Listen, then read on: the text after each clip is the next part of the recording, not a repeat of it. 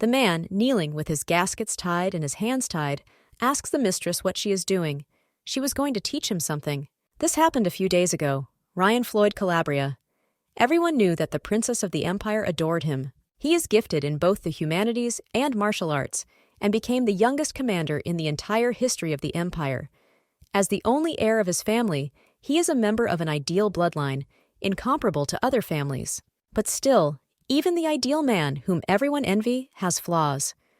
At 20 years old, he has no interest in girls, including the princess, adored by the emperor. So, Reina's father organized the wedding of his son and the princess. Romantic stories and secrets guru Elanor Maris. And now, Ryan is confused. He did not understand what the mistress was doing and why his eyes were blindfolded. Smiling, she asked if he didn't want to learn about a girl's heart. The girl on stage enthusiastically says that this is how their love fluttered on the wings of eternity and soared above the clouds. The ladies in the hall began to excitedly applaud and admire this wonderful story from Lady Serant. She noticed Baroness Elanor sitting in the corner. She was writing something in concentration.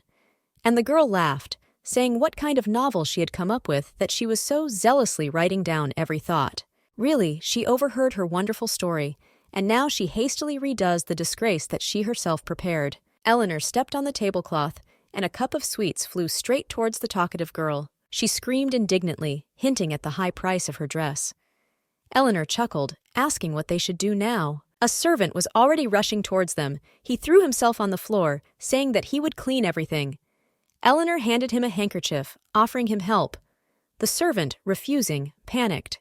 The men surrounded her, not allowing her to do anything, as they were worried that the lady might be injured by shrapnel. They asked her to take care of herself. Elanor smiled, admiring how cute they were. She won their hearts with her beauty.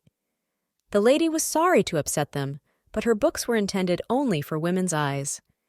She promised to make time for them in the evening, and the men had to leave the hall. Elanor turned to the ladies present, and holding up the papers, said that she would demonstrate to Lady Serant the contents of her notes, because of which she dared to accuse her of theft. She said, when Serant broke the cup of tea, none of the men rushed to give her a handkerchief, except the servant. She clearly lacks experience in affairs of love to describe it in books. Serant screamed that Elanor was to blame for everything. She had set it all up. Lady Elanor emphasized that sometimes it's the little things that show who you are in life. The girl blushed, her hands trembled. She turned around and ran away. The Baroness addressed all those gathered, announcing that she would now tell a true love story. After the performance, Lady Elanor was called out by her assistant Graham, admiring that she was magnificent again today, and saying that Lady Serant has not sold a single book. The Baroness exhaled, saying that this had to happen someday. There is a limit to human hypocrisy. In Graham's eyes, the lady looked very cool. Lady Elanor seemed heartless now, but she had once struggled to make ends meet. She once worked as a fashion magazine editor and went by the name Han Da-hyun. But for 5 years now, she has been living under the name of Elanor Maris, the heroine of her favorite book. It was a story that sank into my soul, so I reread it many times. But the problem is different. In the original, Elanor was only mentioned in 4 lines. And what fate awaited the cunning baron, locked within the walls of the Maris estate? He was imprisoned and died of syphilis, a well-deserved end for an incorrigible villain. A fair punishment for the husband and such a tragedy for the wife, who was married off at such a young age. The girl believed that it would be better if she were an ordinary minor character. But first, she had to survive with a bunch of demons bound by blood ties with her husband. And then, because of her husband's actions, she herself found herself in an even more unenviable position. Those days were hell on earth. No one has had such an unlucky life. But instead of feeling sorry for herself, she worked tirelessly. In order to somehow survive and eat, she came up with the idea of writing touching stories about love. Fortunately, her work caused a sensation. Soon followers and imitators appeared, however. The true queen among them is always the one and only. Now all attention is on her, the biggest celebrity in the empire. She is Baroness Elanor, money and fame. She achieved everything herself. The assistant placed the lady in the room and left her to rest. It seemed to Elanor that from now on she would be able to live like all normal people. Until I meet that man. Graham's scream was heard. She held the letter in her hands with a frightened expression on her face. The girl came up to her to see who it was from. It bore the seal of the Duke of Calabria, the center of power of the empire. Duke of Calabria. There is not a single resident of the Hascator Empire who does not know the most famous and influential center of power in the empire. Elanor was surprised to receive a letter from such a place. She thought that even if the sender of the letter was the Duke of Calabria. The son referred to in the letter appears to be Ryan Calabria. A few days later, residents of the Calabria family. Count Zeppelin bows to his lordship, notifying him that they have found it. The Duke of Calabria thanked him for the visit and exhaled heavily. The Count asked what the Duke was worried about. After a pause, he replied that his son had a headache. Zeppelin suggested that this must refer to Count Ryan. Ryan Floyd Calabria is the only paternal heir of the Duke of Calabria, and Duke Floyd on his mother's side. Recognized for his valor and intelligence, he became the youngest knight commander of the Hascator Empire. He is known for his appearance, which seems to have been bestowed by the gods themselves, as well as for his outstanding intellect. Zeppelin thought, a man who is considered the best on the continent in humanities, military skills, beauty and pedigree has such a problem. Quite ironic. The Duke said that his son has already turned 20 this year, and he still has no interest in women. What should he do? He sat in his chair and sadly rubbed his head. It's true that many single women adore Ryan, but he didn't leave them a single chance. A mythical flower that blooms only on rocks. Stellaria is what they call it. The Count thought, a flower on the mountain that no one can pick, a description that suits his indifference. He asked the Duke of Calabria if he had any woman in mind for his son. He told him that the candidate was so obvious that her name was not even worth mentioning. Zeppelin took his hint. There's only one woman right for Ryan Calabria by status, Imperial Princess Irene Hascator. He said that he would like to help the Duke, but he lacked knowledge in this area. However, there are rumors among people. For political advice, you should turn to Viscount Wellington. When it comes to economics, then you need to see Count Johnson. If the family is cursed, they say that Sister Michelle is the best. And when it comes to issues affecting men and women, definitely Baroness Elanor.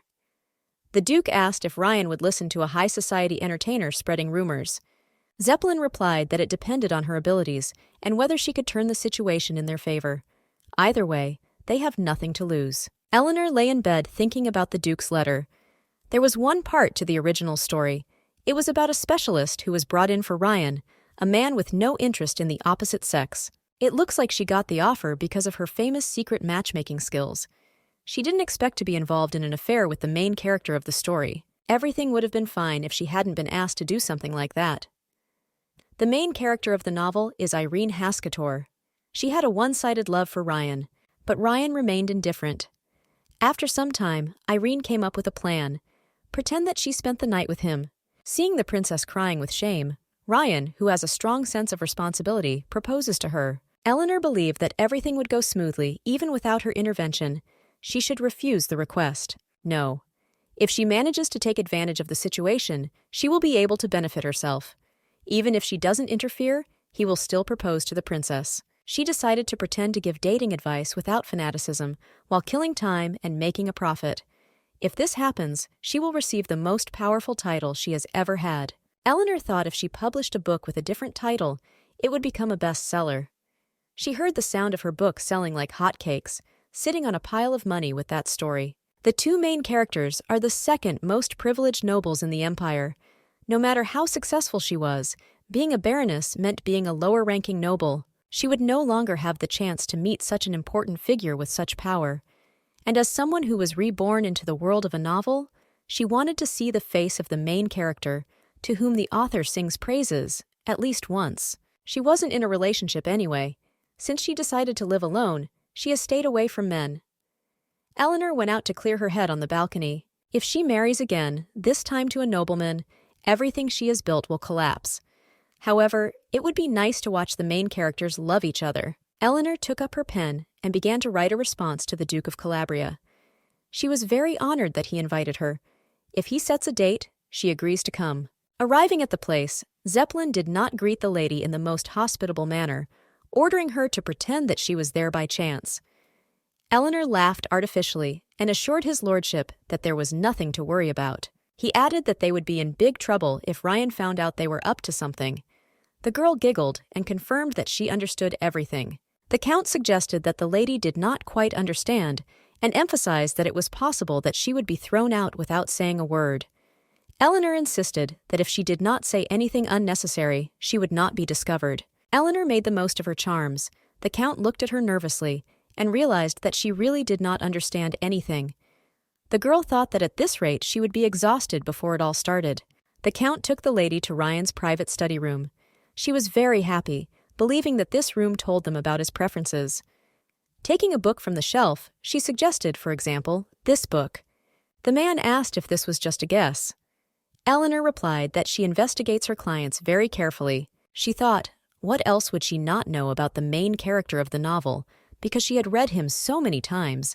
His personality and tastes, even his future was known to her. Count Zeppelin exhaled languidly, saying that everything was in her hands. He left her. The girl looked around and thought that it would be nice to while away the wait by reading. Elanor took the book and sat down on the sofa. She thought that they would be together in any case. All she had to do was pretend that it was all thanks to her. Lost in thought, she did not immediately notice the man in front of her. She looked up and examined him carefully. Platinum blonde hair that shines like a star, clear violet eyes, and a sharp jawline. This man is Ryan Floyd Calabria. The girl thought, even though she knows many important members of high society, but this man is so handsome, it's simply unreal. She didn't understand why he just looked at her and didn't say anything, whether she should take the initiative. Elanor quoted lines from the book, which aroused the man's interest. Space is eternal and endless. People divided up this void and built walls to create their own territories and write their own history. She turned around and, smiling, asked if he had read The History of Space. The man hesitated. His facial features became soft, and with a slight smile, he replied that he loved this book very much. The man walked to the sofa and sat down next to Elanor. She thought that with his appearance and strength, he was truly a man capable of anything. The main reason she read the novel so many times is because the male character is her type. The lady quoted the book again, saying what wonderful words they were. Winning someone's heart is like building a mansion if you can do it. And Ryan ended the quote instead, "You can call this your home." Eleanor's cheeks were covered with a slight blush. She asked if his lordship wanted to live up to expectations, no matter how serious the expectations were. He looked at her questioningly. She added, like the expectations of many ladies who really like him. And Ryan suddenly frowned. The girl did not know that what she said upset him so much. After thinking a little, he emphasized that it could not be said that he had no interest in women. He approached Elanor, continuing, but he would not pay the slightest attention to anyone other than the lady he was interested in. Ryan rested his arms on the back of the sofa around Elanor, and the girl was trapped. His face was extremely close. The lady did not understand when this happened and why he was looking at her like that. She didn't remember there being such an event that developed the story. She's read it so many times. There was no such twist. She was sure that this man would get married soon. Elanor tried to move away, but the back of the sofa prevented her from doing so. He leaned towards her ear and whispered, "Didn't she come here?" The girl was very embarrassed by what was happening. She excitedly closed her eyes so as not to see his face so close. And he continued by asking because his father sent her, and he pulled away from her, looking into her eyes. Elanor was surprised at his intelligence, asking if she was acting strangely. She giggled awkwardly, thinking, when they started talking about the book, she thought everything was going smoothly. When did he figure it out? She couldn't afford to screw up. If she makes even one mistake, her reputation will go downhill. The girl pushed the Count away, asking him to keep his distance during the conversation. Elanor tried to calm down and act natural. Ryan asked what she wanted to talk about. She wished she could tell him directly. For now, she didn't know how the princess felt about him. She would only ruin everything if she persuaded him to propose in a hurry, and she assumed that he must have already guessed. Ryan sighed heavily, saying that it was still about the wedding. He has no desire to marry a man he does not know. Elanor emphasized that at first it was true, but when they live together under the same roof, attachment to a person may well arise. She knew she was talking nonsense. The man asked if this is how she reads people's hearts. Does she really believe that feelings will be created if we just live together? The girl awkwardly answered positively, because there was no turning back. Ryan said he is a warrior. He does not believe in any theories unless they have been tested in practice. The girl mentally begged for forgiveness for saying such an absurdity, but she would go ahead. She said that they could move from theory to practice and see if feelings would arise if they lived together. She is sure that with his character, he will refuse. The man answered positively. It would not hurt for him to gain some experience. Elanor was very surprised that he would really try to live with a woman to see if they would have feelings. She was shocked by the thought that he really wanted to prove it just because he was a warrior. A flower on top of a rock that no one can pick is a stellaria. Elanor laughed, saying what a shame, if only he had the right mate to check it out for sure. The Count looked at her questioningly, assuming that he already had her. The girl wondered if he already had a partner. He will not call someone from the outside. If this is the case, then the only option. She asked if he was talking about her. The man said that the best way to test a theory is with the person who put it forward. Elanor tried to object, but the man demanded to give reasons for her refusal. The girl was extremely embarrassed, gathering herself, raising her head proudly, smiling sweetly. She said that she did not want his grace to fall in love with her. Ryan was taken aback, then laughed, trying his best not to offend the lady. She embarrassedly asked if he was laughing, because her words were absurd. The man emphasized that he was new to such matters. She was glad that he admitted it. Elanor remembered that she had once heard that he was as impenetrable as an iron wall, so she decided to press harder to confuse him. As soon as she tried to say something, Ryan approached her and firmly said, "That's great." The girl blushed lightly, not understanding what kind of atmosphere this was. Recently, she felt a little uneasy. Taking off her scarf, she asked him to put his hands behind his back. She thought it was just the two of them here. It is very important that he cannot move. The girl emphasized that she was also a skilled person. It would be unpleasant if his grace lost control. He was surprised, and his cheeks turned pink. It was night outside. Elanor tied Ryan's hands behind his back with her scarf. The man asked if the lady did this in other places. She answered negatively. Cunning thoughts were spinning in her head. She only did this because it was Ryan. The thought of being with someone else made her sick. She said that of all the men she had seen, it was rare to find one so fussy and picky. This just shows how special he is. Realizing what the lady had said and what was happening, the man blushed and became nervous. Elanor was very amused by his reaction. She stretched out her hands to him and began to remove his neckerchief, exposing his collarbones. The girl blindfolded him with the same scarf. The man asked if he couldn't even look. Elanor replied that this was one of her rules. In fact, this is a forced necessity, otherwise I would not be able to move. She was very nervous under his gaze. The youngest knight commander of the Haskator Empire, a man of unprecedented beauty, blessed by the gods, now sits tied right at her feet. Her heart fluttered at the mere sight of him. She wondered what she could do. Firm chest, clearly defined collarbone, unsurpassed, sculpted abs, as if created by a master. He was very embarrassed by her careful study, and Elanor fucking loved it. Ryan asked if this was what she expected. It's hard to say that they are touching, because he doesn't feel her at all. The girl said that she could not untie him.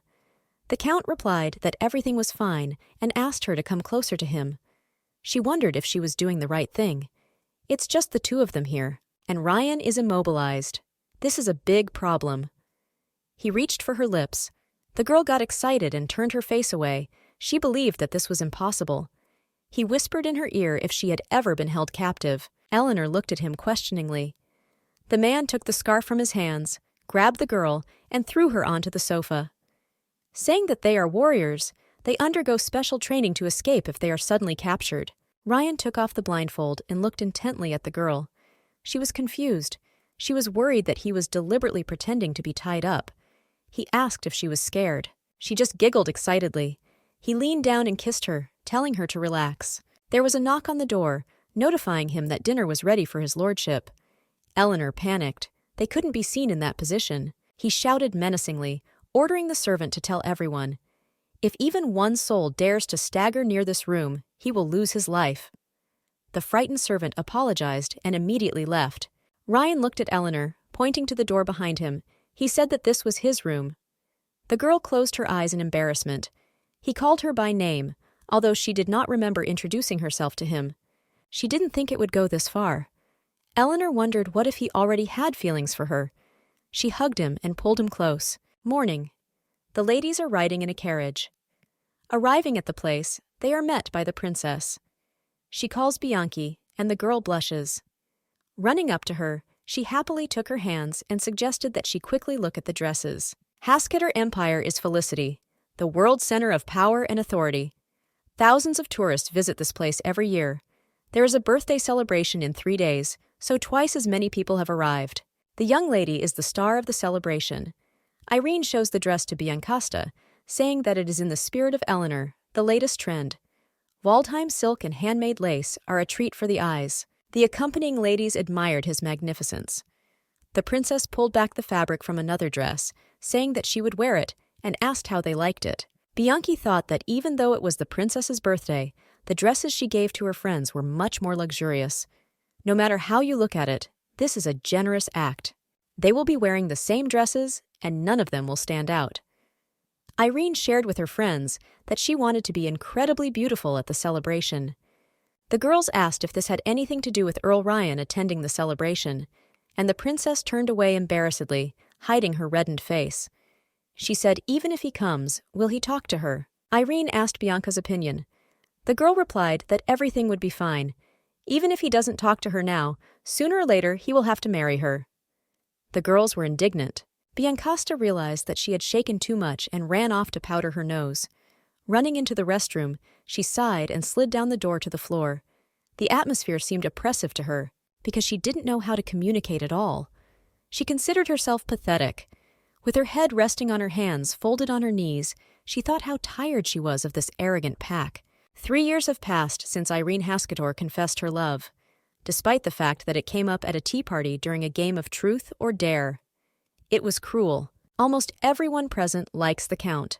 After this confession, no one will even be able to open their mouth. Of course, with the status of Earl Ryan, not a single noble lady here could start a conversation about marriage. No matter how affectionate she is, an imperial princess is an imperial princess.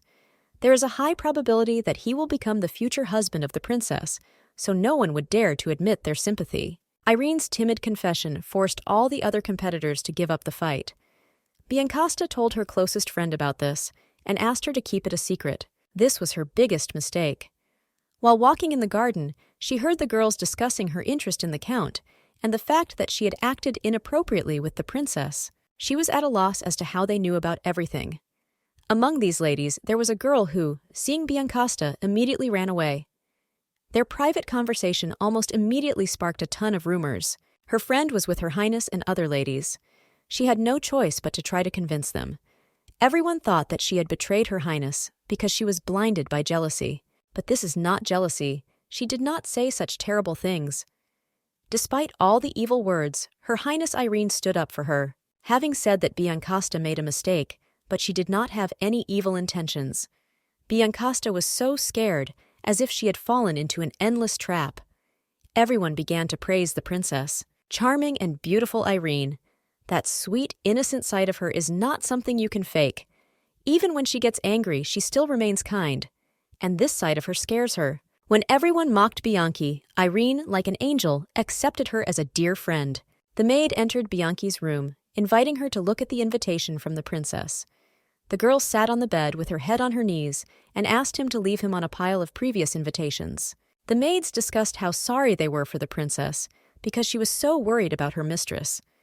Bianchi took the letter. She was angry that the princess continued to send them, despite the fact that she never replied. She just wanted to live in peace. She refused the princess's invitations several times. At some point, strange things began to happen around her. Bianchi screams. The servants come running at the noise. She says that there is something on the tree. They were horrified. They didn't understand who could have done this. It looked like it was the neighbor's boy's dog. The maid was asking the guard if anyone had been in the garden last night. The answer was negative. Another maid noticed that there was one person, Lady Biancasta.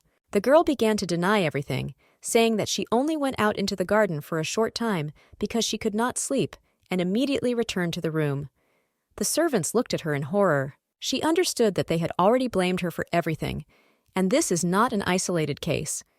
Her favorite dress was found in a drain. A necklace that had disappeared during lunch was found in her jewelry box. But the worst thing is that people discussed her, considering her a liar. Every time she was accused, she plunged into despair, locked in her room.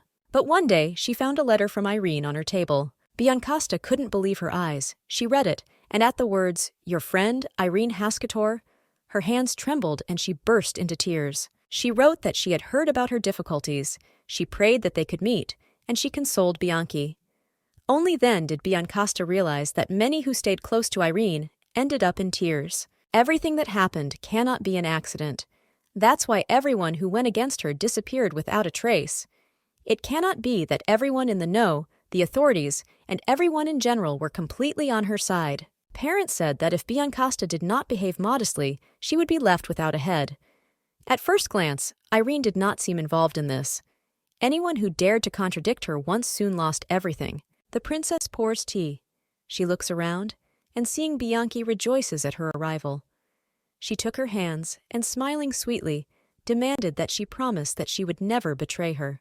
If he promises, he will be under her protection. And Biancasta burst into tears.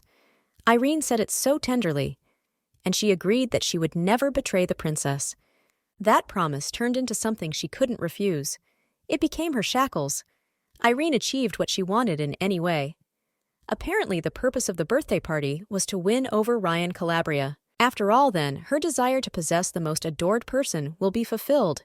If anyone else shows interest in him, he will immediately disappear. But Biancasta would never do that. You can't claim what the princess wants. Morning. Ryan opened his eyes, a little perked up. He turned around in search of Elanor, but she was not in bed. He got upset and lay down, thinking, "This long night is not a dream, although it doesn't look like reality." His cheeks were flushed. He closed his eyes. A few years ago, he would never have thought that he would have such a chance. 3 years ago, the man persuades the young count to go to the celebration because his daughter will be very happy to see him there. The guy coldly tells him that such events are alien to him. Ryan walked into the library and plopped his books on the table, exhaling heavily. He came because the owners promised to give him a plot of land for a training ground for his knights, but I didn't expect that such receptions were held so often. He would prefer to be invited to libraries. Only in them no one would stare at him. One of the books was A History of Space by Christopher Hansendale. Ryan sat down at the table and started reading. He noticed some movement in the corridor. He went to check if it was a stranger. It turned out to be a girl. She sat down under the house, and covering her face with her hands, wept bitterly. Ryan assumed, judging by the clothing, that she was a noble person, but he did not understand her bitter tears. This thought haunted him. She removed her hands, and he could see her beautiful face. A crying girl is hiding among the bushes so as not to be seen. She looked even more beautiful under the moonlight, and Ryan's cheeks turned pink. He thought that, despite her youthful face, wisdom could be read in her eyes. The proud and elegant lady was there alone. Sitting in the room, his friend Blaine, who was also 17, like the young count, came in to him. He plopped down on the sofa, indignant at such a boring holiday. He said that everyone is such a dude. He listened to them brag all evening, thinking he was going to be sick. He couldn't believe they were mocking that young lady. He felt very sorry for her. Ryan was surprised and interested in his story. Blaine said it was a low-born baroness. She is not yet 20 years old, but she is a real beauty. They say her husband died in prison. She was forced to attend the reception, and the old man, 3 times older than her, persuaded her to remarry. The slimy old guys have been married for a long time. At first she refused, but what could the widow do except leave? Ryan had no doubt he was talking about that crying girl hiding in the garden. And here is the reason for her unhappy sobs. He asked if Blaine remembered her name. The friend was surprised by his question, but he answered, "Elanor, Baroness Elanor Maris." Ryan hoped to meet her after, but her estate is far from the capital. He will become a scoundrel if he shows attention to a woman who has just lost her husband. After moving to the capital, she became so popular that she moved away even more. In no time, she became an icon in social circles. And so, when he had already lost all hope, she appears before him in his own study room, holding his favorite book. With joy, he did not give her rest all night, and since they shared the night, he thought that she had felt something for him. Or perhaps she wasn't impressed at all by him. He should have gained some experience in such matters. He believed that first they needed to meet again. While sitting at a bar with Blaine, he noticed that Ryan looked happier than usual and demanded an explanation for what happened. Blaine said the corners of his lips turned up. He was scaring people. Ryan asked if he had been to any receptions recently and asked him to tell him something about these celebrations. The friend was surprised, answering that it was not difficult to find out, but why was he interested in this at all? He responded coldly that he just needed it and would be grateful if Blaine found out anything. He replied that he would tell him if he found out anything. Thinking hard, Ryan is interested in techniques. He won't be surprised if 2 moons rise tomorrow. Ryan smiled happily and thanked him. Now Blaine was more than sure that there was definitely something unclean here. Elanor preened herself in the mirror, perplexed by what had happened. She couldn't believe what she did to the main character. She thought it would be better if she lost her memory when she got drunk.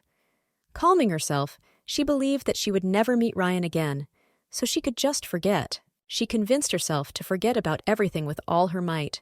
Slamming her hands on the table, she was angry that the more she tried to forget, the more she thought about it. She shouldn't have been so worried because she didn't run into anyone on the way back. On the one hand, Elanor was already married to the Baron. On the other hand, Ryan is the most eligible bachelor in the Empire.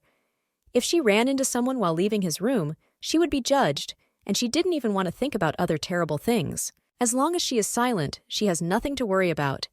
No one will ever believe that the Count, who has not previously had any connections with women, suddenly marries a lady he barely knows. And if they do believe it, they will try to bribe her. She sighed, thinking that it was a day with a man she would never meet again. She was sad, of course, but she had no regrets. He's the main character. She will capture this in her memories. She remembered how he tenderly called her name in her ear and was terribly embarrassed. Her dreams were interrupted by the appearance of a logical question. How did he know her name? His sensual touches, those lips, and a voice that knocked all thoughts out of my mind. Crossing her arms over her chest, she was absolutely sure that he had called her name. She jumped, telling herself that it didn't mean anything, even if he knew her name. She thought when this day ended, for sure, tomorrow everything would be in the past. Today is the first day of the princess's birthday celebration, and in the novel, on this day, Ryan and the princess spent the night together. Moreover, tomorrow morning he must propose to the princess. She stood by the window and sadly looked into the night sky, thinking that tomorrow morning he wouldn't even remember her. So she happily turned around, holding the invitation in her hands. She needed to get ready for the holiday. Today is the first day of the birthday celebration, so there will be festivals throughout the capital. The minor nobility, who were not invited to the palace during the festival, organized their own celebrations. This is their chance to raise their social status. Elanor was in a bad mood to attend parties, but she needed it. If she doesn't get to the capital now, her mother-in-law won't keep herself waiting long. Returning to the Maris estate would be fatal. Elanor couldn't let that happen. It took her a lot to achieve what she has. She thought hard that something like this would not unsettle her. Entering the reception hall, everyone present was amazed by her beauty and did not skimp on praise. The girl was talking, wondering if she should dance again. There was a noise, guests began to gather in one place, and Elanor assumed that someone important had arrived. One of the ladies present climbed onto a chair to watch, and she screamed joyfully. The man confidently strove towards them, platinum blonde, badge of the Knights of the Empire. Elanor was shocked why, of all places, he ended up here. The Duke of Calabria was furious when he learned that his son would not come. He assumed that he had locked himself in again, and he ordered him to be brought here immediately before the princess noticed. The servants doubted whether they could find him. The Duke said that at such an important moment, he should not run away. A maid intervened, telling his lordship that Ryan was not in the residence. He put on a new dress suit and left.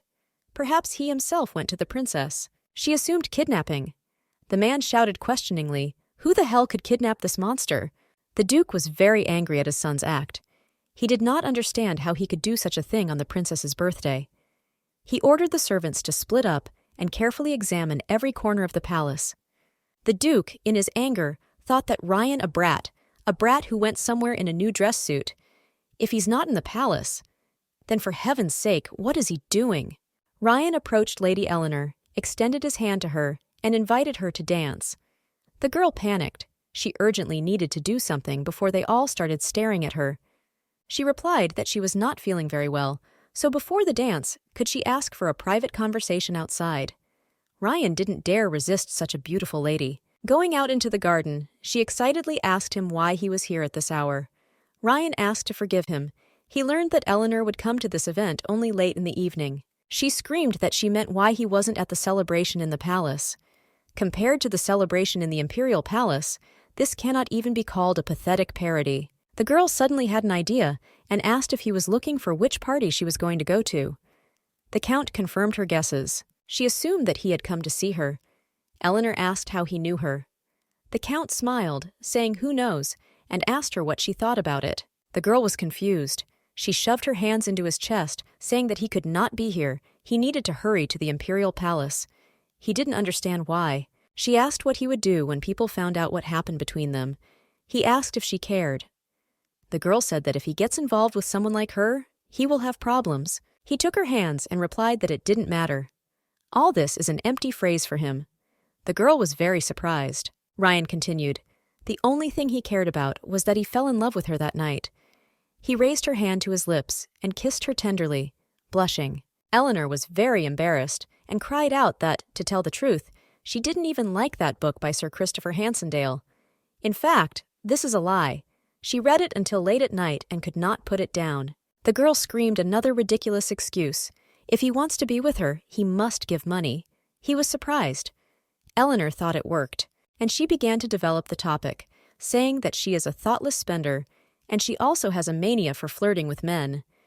Then she also came to him for money, but she couldn't steal it, and had to leave with her bare hands. The Emperor's favorite princess likes this man. She must do everything possible to get him back. The Emperor will send her to the scaffold if she enters into a relationship with him. He asked the lady for forgiveness. Now he will not give her a penny. Elanor exhaled. It seemed that the Count was coming to his senses. She felt relieved, although sadness tormented her heart. He asked permission to take his leave. The girl said goodbye to him with relief. Ryan said in all seriousness that he would leave her and immediately return with the money. Elanor stood numb, thinking everything over. The main character of this novel is the most attractive bachelor of the Empire with a talent for the humanities and martial arts, and above all, the holder of the highest noble rank. She was infuriated by why this man was such a wuss. The Count added that there was enough money in the mansion to buy a new dress. Elanor nervously screamed that he was saying such things, and what if she just decided to rob him? Ryan said quite seriously, with an innocent look, that if he runs out of money, he will steal money from others for her. Elanor imagined it. The teacher asks the student, Henry, what happened in the Empire 549 years ago? The boy replies, the greatest knight of the Empire resorted to theft due to the excessive spending of his beloved. It was terrible. She shouldn't have allowed this to happen. She was seething from the tension of the situation, like a future prince would dare to say such a thing. Ryan approached Elanor, saying that he could buy as many dresses and jewelry as she wanted. After all, he also wants to see her in a beautiful dress. She asked if he was serious. The man thought about it, saying that in truth, most of all, he wants to take off these dresses from her. And he extended his hand to her face. Confused Elanor was indignant. She did not need gifts that hid such brutal intent behind them. He stroked her face, saying that he knew she was not that kind of woman. If she wants, let her torture him, tear him into pieces. He will endure everything. No matter what she says, he is ready for anything. Just as the girl was about to answer, noise was heard from the hall. The guests were surprised by the arrival of the Knights of Calabria. Ryan took the girl in his arms and carried her. She panicked. The Count said that they were moving away from the reception. Outside the garden, a carriage prepared in advance was waiting for them. The girl was indignant that the Count wanted her to leave right now. He let her go, bowed, and said that he was forcing her, and asked for forgiveness for this. However, today he only wanted to be with her no matter what. She asked why today, because there are many other days. She remembered that the book said, today is a special day for them. And Ryan sheepishly said that today was a special day. He asked if Elanor really didn't have feelings for him. Even after they spent that night together, did her feelings for him awaken? She hesitated, trying to say something. The man smiled, hugged her waist, and said that this was more than enough. He told the girl to hold tight and jumped into the carriage to take the driver's seat. They drove in silence for some time. Ryan began to say that when he was 6, his parents brought a famous fortune teller to predict his future. Of all the predictions, only one left a mark in his memory. When he turns 20, on the night of the appearance of the Star Deneb, The person with whom he will spend that night is his destiny. Elanor thought that the fortune-teller was quite skillful. If everything had happened according to the novel, he would have met the princess today. The man added that these were just words spoken by the fortune-teller, but he believed that something like this would really happen. Whether it was fate or inevitability, he looked at Elanor and asked if the person with whom he would spend the night tonight was not his destiny. He took her hand, telling her that he had a lot to tell her, but love doesn't come overnight. But right now he has just one request. He asked Elanor to spend this night with him. The star of dreamers is Deneb, which appears on the night of Deneb. It's called Star Game of Dreams. Ryan said if Elanor would do him a favor, he would listen to her. The girl thought it was incredible. Perhaps the stars were playing a cruel joke on her. And she asked him where they were going. He was happy to hear this.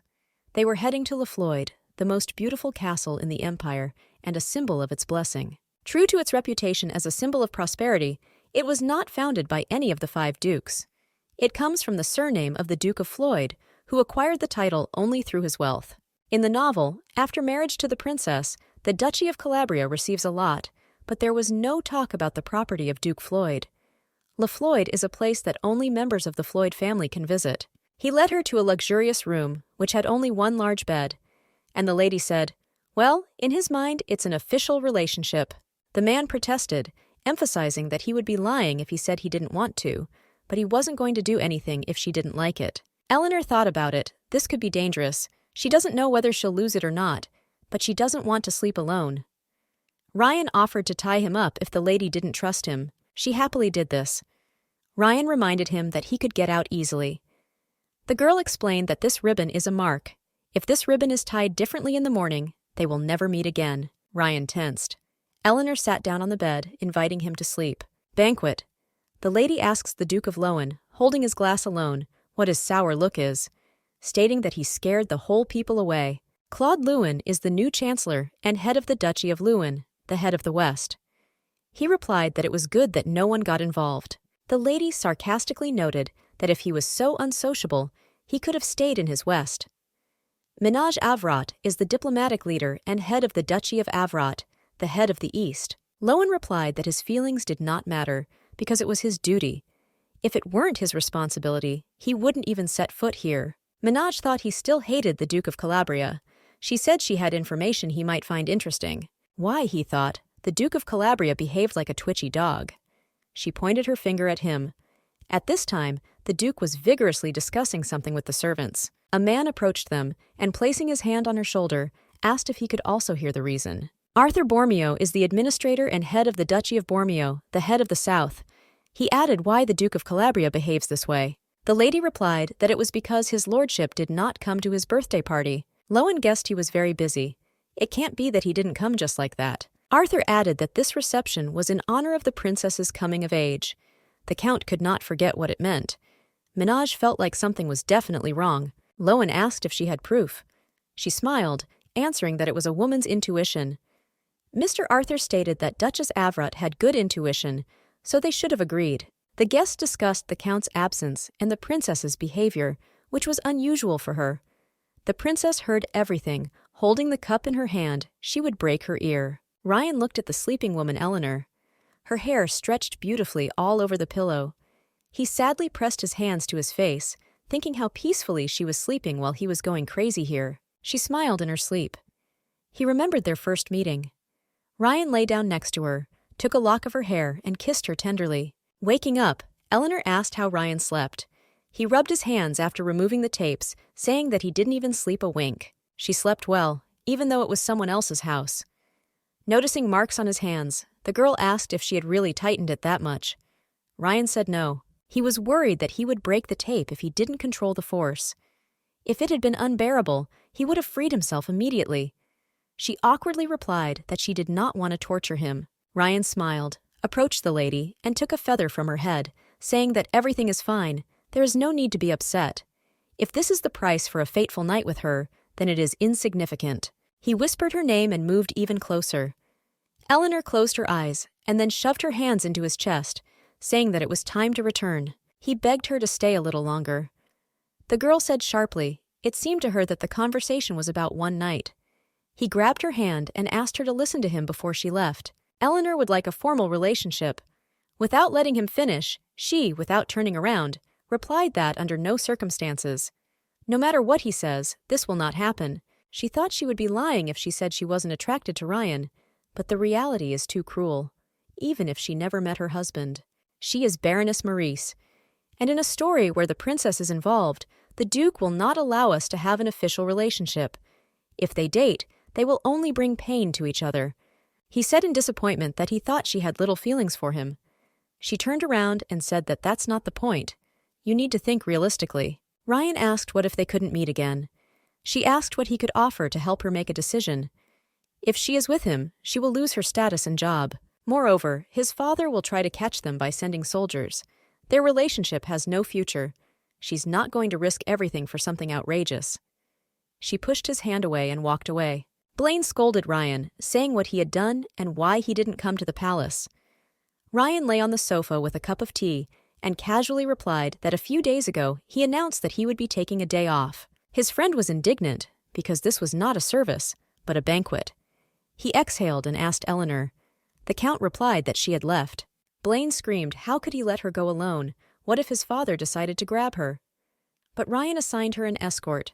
A friend asked, he was looking for her secretly, but approached her in front of a bunch of aristocrats. The Count did not want to hide the fact that he saw her. Blaine sighed heavily, asking if he was going to date her. There was an awkward pause. Blaine screamed if he was crazy. Ryan replied that he was sane. Elanor gave up the relationship. She said that they have no future. Blaine thought that at least someone had a head on their shoulders. The Count said that he thought a lot about himself. He needed more confidence. He stood up and headed towards the exit. Blaine asked where he was going. Ryan was going to meet his father. Blaine panicked about what he would tell him. Having finished his last sip of tea, he decisively said that he would ask permission to marry Elanor. Palace of the Hascator family. A man enters the room saying, so this is where Skye was. The head of the Duchy of Pedra is Archduke Robert Pedra. He tells Skye that returning home will have to wait. Son of Archduke Pedra, Duke of Skye Pedra. The man was sitting on the sofa, reading a book. He asked what the reason was. The father emphasized that they had a chance that should not be missed. He heard rumors that the princess's engagement had been called off. Skye indifferently, without taking his eyes off the book, asked why this was their chance. The father replied that Skye was the future single archduke. The man raised his head, saying that the princess would not give him a glance. Empire of Light, Hascator, and its shadow is the Duchy of Pedra. Hundreds of years ago, the head of the Duchy of Pedra became the first person to be granted the title of Archduke by Emperor Hascator, and from that moment on, it became an independent duchy. Skye believed they were saying it was independence, but the duchy was simply separated from the empire. In contrast to the Duchy of Pedra, which is maintained through the shadow economy, where balls and fun rule the feast. Hascator Empire is a center of absolute power that even the largest kingdoms cannot compete with. Therefore, there is a huge gap between him and the princess. Sitting down in a chair, his father asked if Skye had heard about Ryan Calabria. He is exclusively the princess's choice. If she's the kind of woman who values looks above all else, doesn't Skye have a chance? Skye replied that if she likes Ryan, she won't even look in his direction. The thought flashed through his head that, besides, angel girls were not his type. His type is a smart, elegant, but at the same time passionate girl at night. It is foolish to expect this from a princess who has been raised to be a high-status girl. He wouldn't want to have a bunch of concubines. Therefore, I would prefer a person with similar tastes. If he had the right to choose, a woman not from a noble family, but at the same time smart and reasonable, would be just right. The father emphasized that if the princess became his, he would be on top of the world. Skye objected. He comes from the Duchy of Pedra. He will only be a puppy with the emperor's crown. Robert was angry with his answer. He said that Ryan Calabria fell in love with a low-born girl and rejected the princess. As he heard, he fell in love with a beautiful widow. Skye couldn't believe his father's words that Ryan had Calabria has feelings for a woman of low status. He first met Ryan Calabria at 14 years old. Skye's innate intelligence, he was considered the best student at the imperial school for nobles. Then, everything seemed boring to him. He was incredibly narcissistic, thanks to those who praised him and fed his ego. He was so confident in himself that he happily greeted those whom he soon defeated miserably. The status of the best, which he took for granted, was slowly taken over from him by this indifferent guy. For the first time in his life, he encountered the concept of rivalry. He became a serious obstacle for him, which he tried with all his might to overcome, but no matter how hard he tried, he could not surpass him in skill with a sword. Instead, he surpassed him in subjects that did not interest him, medicine and magic. But, contrary to his expectations, Ryan did not look upset. He did not even blink an eye. Moreover, he doesn't care about Sky at all. Only swords are important to him, Iceberg Man. Such Ryan Calabria knew Sky. And now such a person is interested in someone, and moreover, a beautiful widow. Sky found this interesting. He called his servant Janet, ordering him to find out something for him. He wanted Janet to study everything about the woman with whom the Count of Calabria fell in love in detail. The Duke of Calabria was beside himself with anger. Ryan was sitting on the sofa in his office. He shouted whether he really wanted to marry the widow, considering it unacceptable, and how he would explain this to the emperor. Father thought if he had known that it would turn out this way. He didn't become so stupid. The day before the birthday celebration, the Duke walks with the princess in the garden near the palace. He pours out flattering speeches, saying that the only joy in his life is to see Her Highness and Ryan together. The princess, smiling, began to object, saying that she and the Count were completely unsuitable for each other. Even if they got married, it would only be out of a sense of duty to her family or the emperor. The Count has no sense of duty to the princess. Who knows, maybe if they spend the night together. Without finishing what she said, she turned to the Duke and said that this would not happen.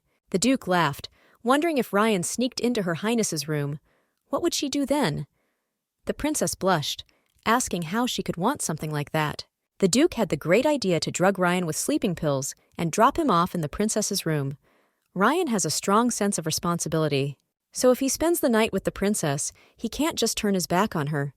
His father believed that he should do this for Ryan's sake. The Duke continued to stand his ground, shouting that she was a widow. His son's marriage is not just Ryan's business. He asked if Ryan wanted to reject Her Royal Highness for the sake of the widow. Ryan answered completely seriously. He has nothing in common with Her Royal Highness. The Duke objected that everyone thought he would marry her. Ryan didn't care about this misunderstanding. The Count decisively said that he would marry the man he loved. The tired father asked if he thought it would pass without consequences. If he doesn't marry the princess, the Duchy of Calabria will be spied on. The son asked if he was trying to force him into a political marriage. The Duke was surprised by this question. He angrily shouted that he himself had married like that and never regretted it. Ryan pointed out whether his mother had not returned to Floyd dukedom immediately after giving birth to him. He asked if she came to the capital at least once after that. The father replied that she gave birth to an heir and brought prosperity to the family. Has he not achieved the main purpose of marriage? If His Majesty finds out about this, does he think that his widow will come out dry? She will immediately find herself in the dungeon. Ryan said that as a knight commander serving the Empire, he had the privilege of amnesty. Even His Majesty cannot ignore this. The Duke did not restrain his ardor, saying, "Even if the Emperor does not touch him, she is lowborn. If she is recognized as a traitor, they will not forgive her. The princess is very dear to him. He will brand Ryan as a traitor for his disobedience. He must understand this." Ryan said if this made him a traitor, then His Majesty would need to prepare for a rebellion. He won't change his mind, no matter what his father says. Ryan stood up and headed towards the exit. When his father shouted, he replied that he would return if his father changed his mind. The Duke shouted furiously, ordering the guards to seize him. The guards did not dare to do this. The father jumped out of his seat, breaking the cup. He thought he shouldn't have called Elanor. There is always a choice. If you couldn't bring Ryan to reason, then let him reject her himself. Since he is only a count, and his lands are far away, he will need the support of Calabria to support his great knighthood. If support is withdrawn, and he raises the white flag, this woman will have to stay away from secular society. She will be kicked out of the circles of the rich because of rumors. She will become nothing more than a pathetic creature. Ryan's fantasies will be destroyed. He will come to his senses. The Duke ordered the servant to ensure that his conversation with Ryan remained within the walls of the mansion. If they find out about this, everyone who is here will lose their heads. He announced that from today, not a single representative of the Calabria family will attend any celebration where this widow Maris will be. Graham was joyfully greeted by Lady Elanor. She grumbled, asking how she could disappear without saying a word. She was very worried. Elanor asked to forgive her. She had unforeseen circumstances. Graham was telling the lady what happened while she was gone. Everyone in Felicity talks about the Count and the Baroness. At first, everyone felt sorry for the princess, and then the furious Duke of Calabria declared that he would not maintain relations with any house that invited the Baroness. Elanor was very excited by this news. She thought that if they invited her, all ties with them would be severed. Now, the trust she has earned her entire life will be destroyed. She felt empty. Elanor said she would just stay at the estate for a while and focus on writing. The assistant asked if that was her plan. The girl replied that there was nothing to be done about it. In any case, no one will invite her anywhere. Graham asked what this meant, since the lady had already received a bunch of invitations this morning. Elanor tensed, asking if she hadn't said that the Duke of Calabria would break off relations with anyone who... Graham interrupted her, saying that she should stop worrying. Who cares about him? The lady asked. It turns out that no one cares about the Duke's words.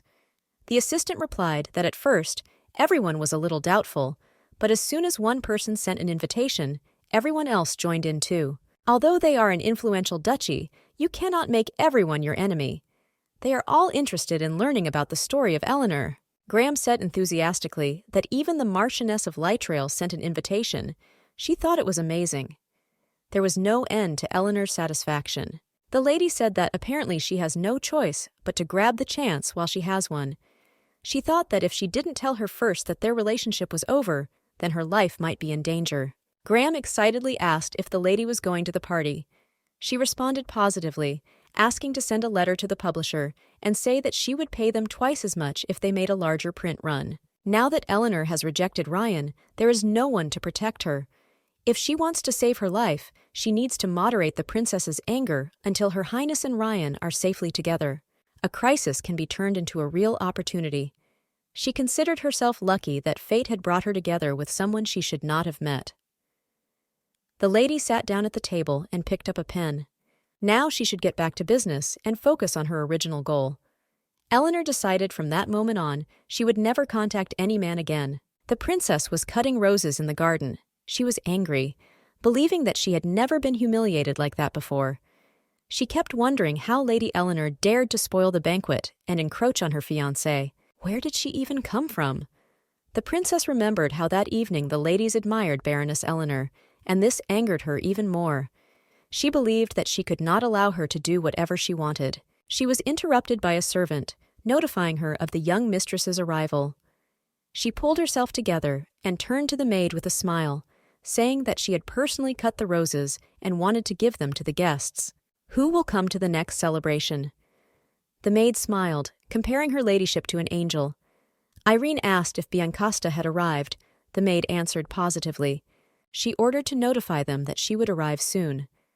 Irene looked at the flowers, thinking that flowers are certainly good, but they bloom to be picked. She threw the rose on the ground and trampled it. The princess thought it was unsightly of her, but she could always pull them out and plant them again. She still has a couple of aces up her sleeve. Biancasta walked through the palace to the princess. When suddenly a man called out to her, she turned around and blushed. He smiled sweetly as he greeted her. He asked if she had arrived to meet the imperial princess. The girl sheepishly confirmed this and asked why Sir Eunice was here. Mr. Andrian Eunice was here on behalf of his father. She asked if he would be at the banquet tomorrow. The man answered positively because the purpose of his presence here was to attend a birthday celebration. The lady asked anxiously if it turns out he was leaving soon. He replied that it was so. She turned away sadly. A slight blush appeared on the man's face. Her caring reaction pleased him. He touched her shoulder and happily said that he would be back soon. Looking into her eyes, he said that he was thinking about joining the country's armed forces. After saying goodbye, he left.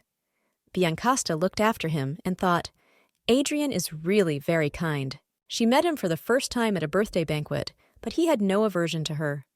Adrian was glad to meet her. He introduced himself. The girl wondered, Eunice, isn't this the Marquis's house located in the north of the country? He said that he came from the outback and did not know the people here. He took her hand and kissed it, asking if she didn't mind if they could talk. He was the one who didn't look at her with disdainful eyes. She was incredibly happy to be able to share such a moment. Even though they had only known each other for a week, if she and Andrian were together and she went inland with him, she would be able to escape this terrible place. Biancasta came to the princess, who asked her how everything went. The girl replied that she managed to get it. Irene clapped her hands enthusiastically. Biancasta handed her the box, showing that inside was a bottle of the deadly poison, pyranitarium. The princess waved it off, asking why she was giving it to her. She asked, "Because this is something that Biancasta needs for her own personal purposes, right?" The girl hesitated, saying that she would return it. The princess grabbed her by the shoulder, saying that there was no need to rush so much, offering to chat a little, because Bianca didn't mind. Symbols began to glow on Biancasta's hand under the princess's fingers. Irene paced back and forth, saying that last night she slept so poorly, she was so upset. She would never do something like that, but she is thinking about it. She hoped that this wily lady would have a chance to admit her mistakes. Such a girl needs to be properly punished so that she thinks about her behavior. These are just her fantasies, but for example, what if someone mixed poison into her drink? While she is busy somewhere else, this someone would do this to make her happy. She wondered if she had such a loyal friend. Biancasta was embarrassed and very scared. She thought that this was absurd, not comparable to mixing a stench into perfume or filing down a chair leg. This is real murder. She didn't want to do this. The princess noticed that her hints had no effect and continued by saying that it was not that she cared, but it seemed that Biancasta had made a new friend. The girl protested, convincing Irene that she had no one but her highness. The princess suggested that perhaps Biancasta had a boyfriend, someone who came from far away. She asked if that's not true. If Bianca has a closer friend, then she will be very upset, and then she will want this person to disappear. Biancasta was shaking with fear and felt sick. The princess approached her, asking if she would remain her best friend forever. The vial that Biancasta has. She grabbed her hand again, and symbols appeared on it.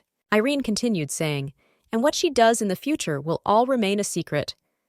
Biancasta, barely squeezing out a sound, agreed, and the princess joyfully thanked her, saying how glad she is that she has a friend like her. Biancasta, riding in a carriage, looked at her wrist. There was a mark of silence on it. The mark of silence is a symbol of a promise between two people. Anything that has been marked as secret will never be revealed. She can't even ask for help because no one can see the mark. Biancasta didn't want to do any more bad things, but Andrian would die if she didn't do as Irene said. Even her parents won't believe her now. She has to deal with it herself. She couldn't let Andrian die. The girl cried bitterly. Blaine entered Ryan's study room, notifying him that his ward had arrived. He said that the Duke of Calabria ordered him to leave the training ground. Blaine wondered how he could throw out an entire knighthood tied to his own family and land. Ryan said once he inherited the knighthood, it would no longer be associated with the Duchy of Calabria. The ward asked if they should prepare to leave for Floyd. Blaine objected that it was disrespectful to move in with his mother like that. They were another family's knighthood. Ryan stressed that it was true, but they had nowhere else to go. Chivalry must remain in the capital. The commander ordered his ward to continue training for now. He will let you know when he finds a new place. The guy accepted the master's order and left. Ryan took the coat and put it on his head. Blaine asked where he was going and asked him to let him come with him. The man replied that it was a long way, so he would go alone. And he ran away, promising to return late. Blaine wondered excitedly, a place that wouldn't take him, was he really going to that widow? Although his adventures are none of his business, come to think of it, he has a secret relationship. He noticed on the table an invitation to the evening from the Marchioness of Lightrail. Assuming that Ryan had galloped there, he took off on his way. Sitting in the carriage, he thought that he still had nothing to lose. If Ryan is not there, he will have to personally communicate with Baroness Elanor to end their relationship once and for all. The servant reported to Skye the information he had found, saying that Ryan had met with Baroness Elanor, but the Count's relationship had ended. Skye asked if he was sure that after all this confusion, they really broke up. The man replied that there were 2 followers next to her, so he was not sure. One looked like a baroness's guard, and the other looked like an assassin. Skye thought about it, which was obvious without even looking. The guard is from Ryan, and the assassin is from Calabria. Since they created a mess that plunged the capital into chaos, the Duke of Calabria will not stand aside. However, Ryan could not help but know, if it were otherwise, they would have met in secret. He wondered why the two were denying their relationship. Skye ordered Janet to continue monitoring the baroness, as close as possible without getting caught. Skye said thoughtfully if he should gradually prepare to meet the lady. Elanor arrived at the banquet. The guests joyfully greeted her and were delighted with her new lovely dress. In this atmosphere, she felt better. One of the ladies present quoted the words from the book. Anyone who looks back on a past relationship is nothing more than a non-entity, asking if that was not what was in the book she wrote.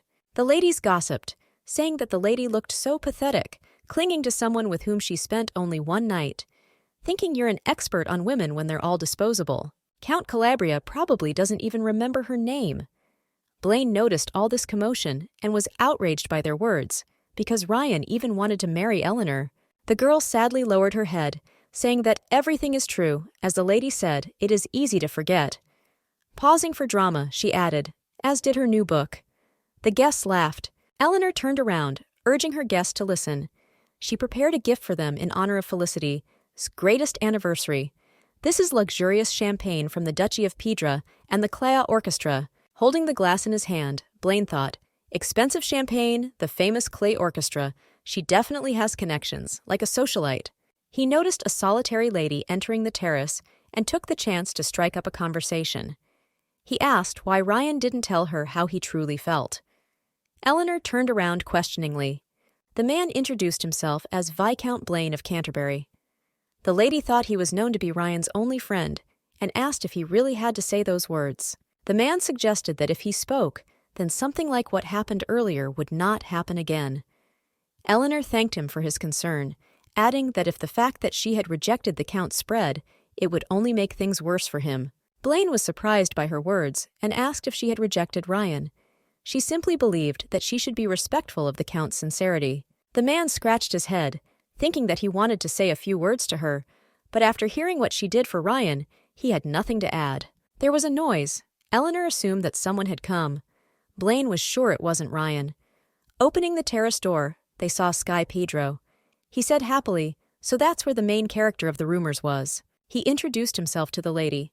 Blaine decided to leave and not disturb them.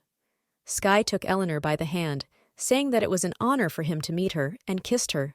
The girl thought that he looked like a prince of the underworld.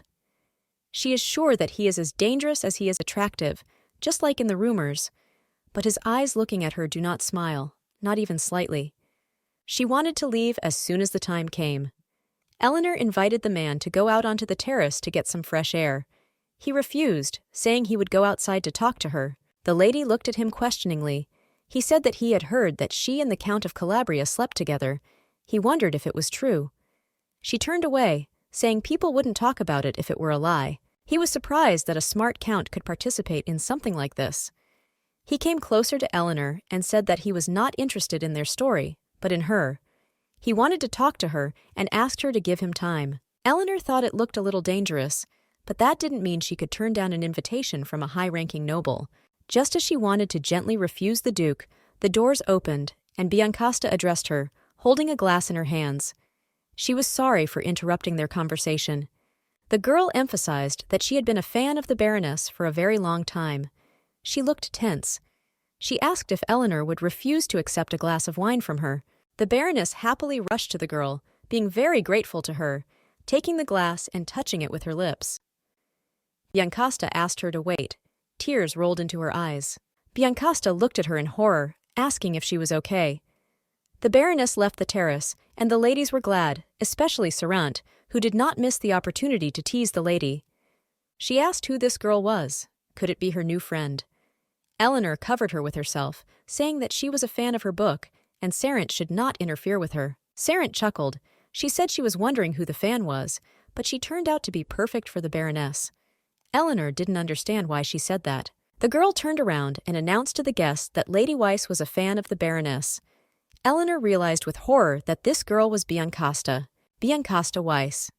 In the original, she was a notorious villain who was executed 6 months later for slandering the queen.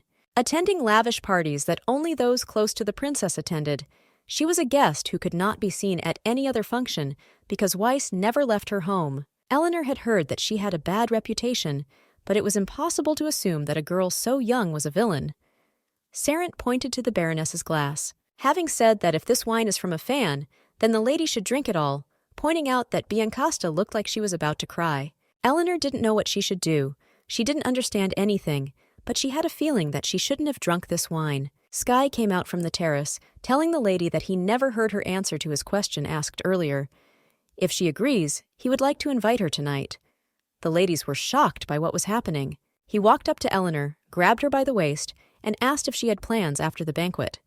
She was extremely embarrassed. She wanted to object, but suddenly her head began to spin. She tried to hold on to the Duke. He was frightened when he noticed how quickly she was changing before his eyes, and asked if she was too pale. The girl replied that she had slight anemia. She began to cough and felt an unusual taste of iron. Looking at the palm, Elanor saw traces of blood. Sky looked at the glass, touching her lips with his hand. He asked if she drank wine. She only took one sip. The Duke emphasized that she drank poison.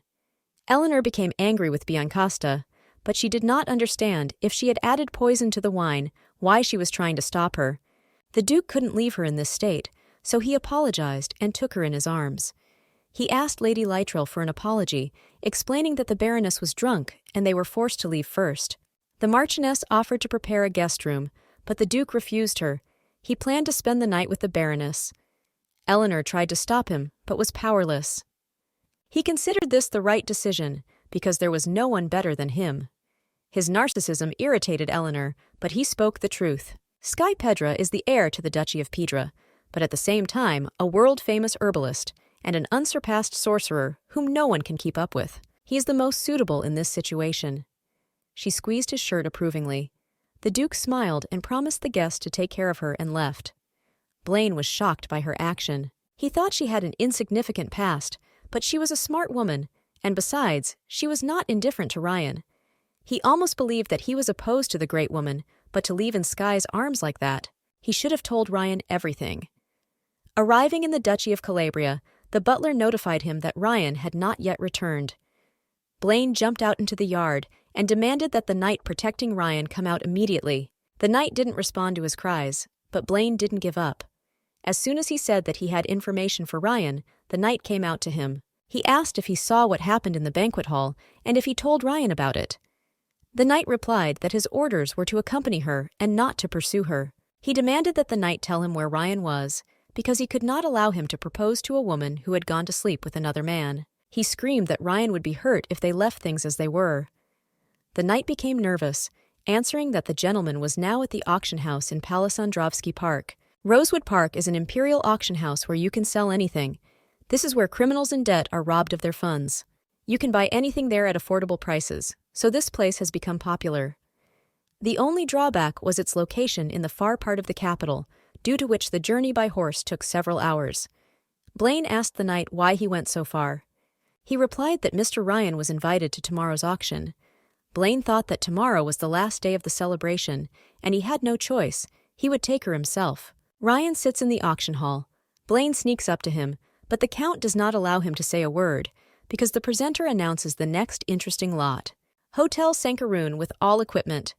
He says if you're a regular at Rosewood Park, you should know this, but the Shankaroon Hotel is located just off Pambilico Avenue and has a great view.